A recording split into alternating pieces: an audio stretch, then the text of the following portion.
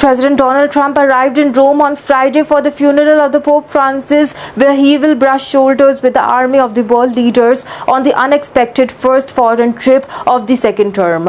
Also, Trump, who has accompanied by his wife, that is Melania, has also a distant relationship with the late pontiff, who criticized him sharply on his signature policy of the mass deportation of migrants. But Trump will be center stage for the major diplomatic gathering on Saturday with some of the 50 heads of state, including the 10 reigning monarchs. Also at the Vatican, Trump said that it was possible that he could meet the Ukrainian President Vladimir Zelensky in what would be the two leaders' first time together since a disastrous White House meeting on the February 28. Trump and the Vice President J.D. Vance in the meeting berated the Zelensky, calling him ungrateful for the $billion of the U.S. military assistance given since Russia invaded Ukraine in 2022. Trump, while calling on Russia to stop the aerial attacks on Ukraine, has recently blamed Zelensky for the war and the continuing bloodshed.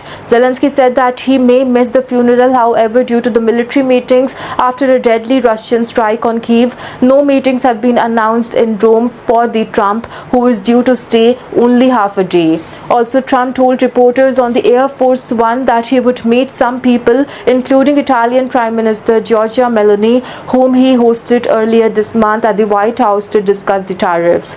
But he has also said that the meetings would be quick and added, frankly, it's a little disrespectful to have meetings when you are at the funeral of the Pope. Also, Trump may find discomfort around some of its other mourners, chief among them as the predecessor Joe Biden.